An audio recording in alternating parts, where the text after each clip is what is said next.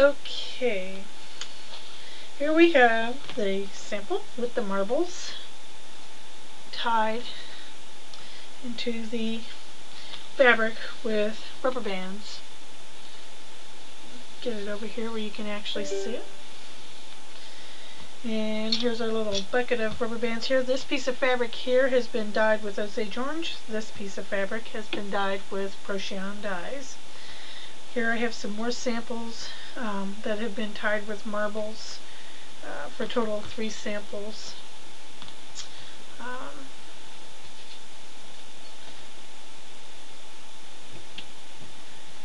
They need to be wetted and then inserted into the indigo vat.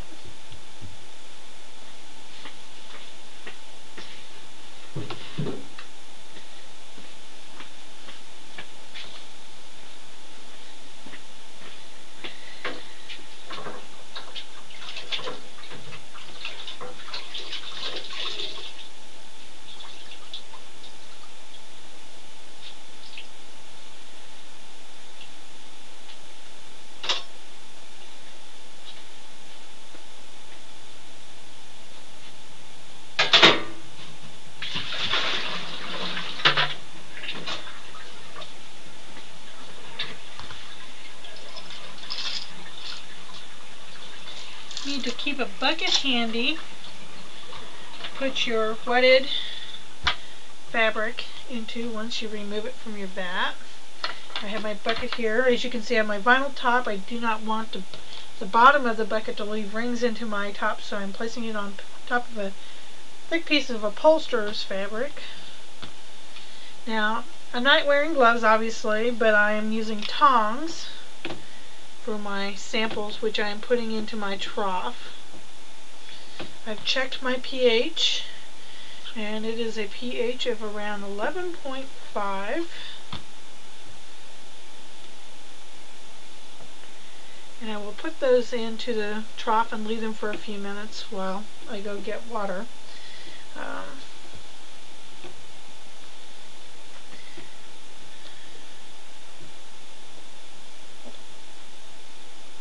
I'm just checking them.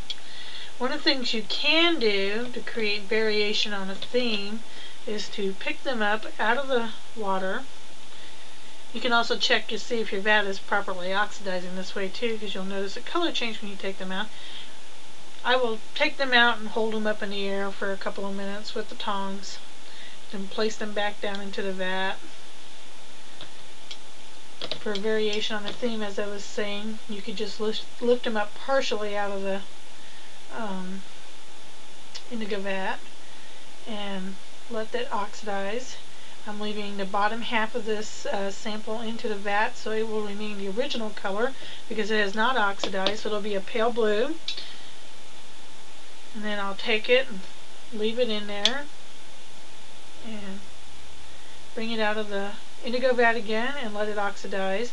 Being very careful to not let it drip into the vat. You don't want to introduce oxygen into your vat, as this will cause your vat to become useless.